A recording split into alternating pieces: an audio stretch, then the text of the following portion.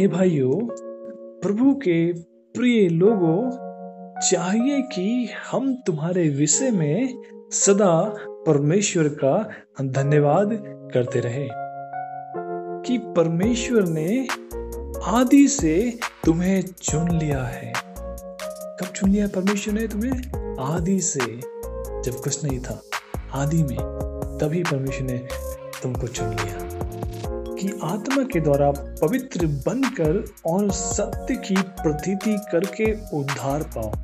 अब ये चुनाव आपका इसलिए हुआ ताकि तुम परमेश्वर के आत्मा के द्वारा पवित्र बन जाओ और सत्य की प्रतीति करो।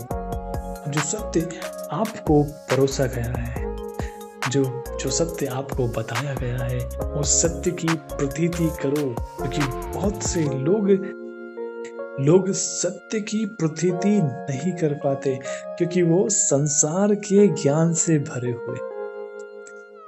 संसार के ज्ञान ने उनकी आंखों को अंधा कर दिया है। They are blind man. वो देखकर भी नहीं देखते। इसलिए प्रभु यीशु मसीह कहता है कि जब वो आएगा तो जो नहीं देखते हैं वो देखेंगे और जो देखते हैं वो अंधे हो जाएंगे, देखते हुए भी नहीं समझेंगे। अब हम जो थे वो नहीं देखते थे, लेकिन यीशु मसीह में आया तो हम देखने लगे। अब ज्योति हमको दिखाई देती, ज्योति हमको समझ में आती है, सत्य हमें एक्सेप्ट होता है। लेकिन जो देखते थे वो अंधे हो चुके और उनको दिखाई नहीं दे रहा। यीशु मसीह दिखाई नहीं दे रहा, उन्हें सत्य समझ में नहीं आ रहा।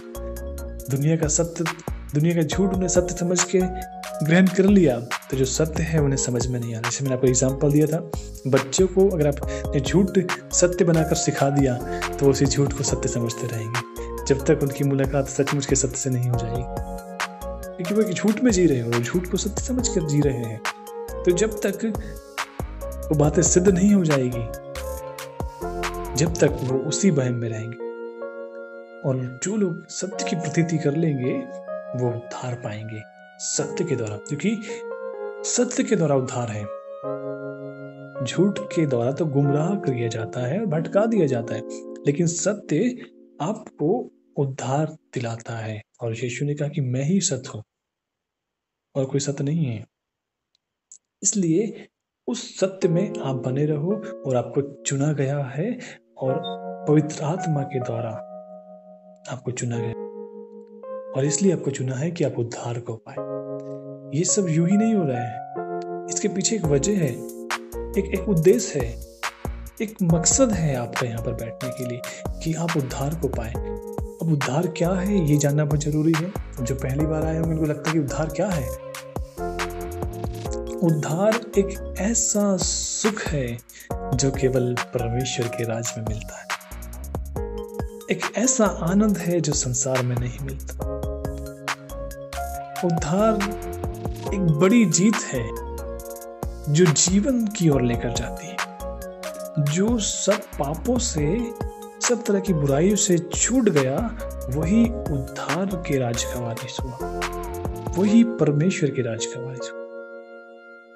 सरल शब्दों में हम देखें तो उद्धार का मतलब होता है कि परमेश्वर के राज का वारिस हो जाना, परमेश्वर के राज में सहभागी हो जाना, और वहां पर अनंत सुख और अनंत जीवन है और अनंत परमेश्वर की महिमा है।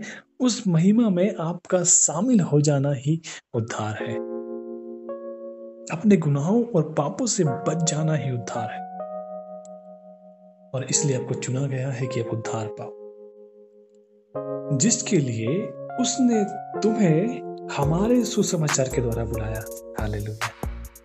अब चुनाव तो आपका पहले से ही है, आदि से है, लेकिन अब आपको बुलाना है, अब आपको लेकर आना है।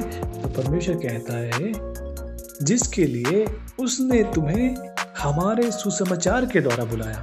अब जो हम यीशु मसीह का सुसमाचार आपको सुनाते हैं, इसी सुसमाचार के द्वारा प्रभु ने आपको बुलाया है। इसलिए आप सुसमाचार सुनकर यहाँ पर आए और सुसमाचार सुनने के लिए यहाँ पर बैठे हो कि तुम हमारे प्रभु यीशु मसीह की महिमा को प्राप्त करो। अब ये सुसमाचार आपको इसलिए सुनाया जा रहा है कि आप हमारे प्रभु यीशु मसीह की महिमा को प्राप्त करे, क्योंकि वो महिमा में परमेश्वर है और उसके राज्य में उसकी महिमा बड़ी है। तो आप भी उस महिमा को प्राप्त करो, उस महिमा को देखो और उस महिमा में सहभागी हो कि परमेश्वर की क्या महिमा है स्वर्ग। इसलिए आपको बुलाया गया है। इसलिए हे भाइयों, स्थिर रहो। इसलिए वचन आपसे कहता है, हे भाइयों स्थिर रहो, और जो जो बातें तुमने क्या वचन क्या पत्री के द्वारा हमसे सीखी है उन्हें थामे रहो। हालेलुया। यहाँ पर परमेश्वर का वचन कह रहा है, हे भाइयों स्थिर रहो। आपको स्थिर रहने की जरूरत है। आप थोड़े इधर थोड़े उधर नहीं हो सकते, लेकिन उसके वचन में स्थिर रहो। जो आपने सीखा है, जो सत्य आपने जाना है, उस सत्य में स्थिर रहो।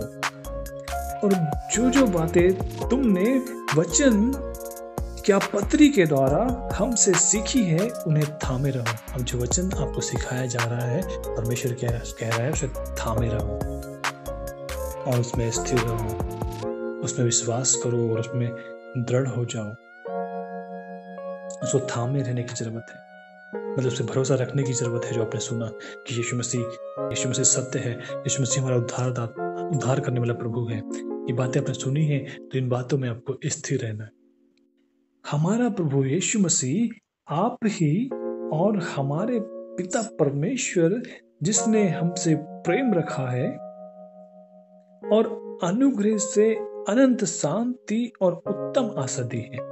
उसने आपको अनुग्रह दिया है और अनंत शांति दिया है। ऐसी शांति नहीं दिया, परंतु अनंत शांति दिया है और उत्तम आशा दिया है। आशा उसने आपको दी है कि जो मुझ पर विश्वास करे वो नाश ना होगा, परंतु अनंत जीवन को पाएगा। ये उसकी दी हुई आशा है।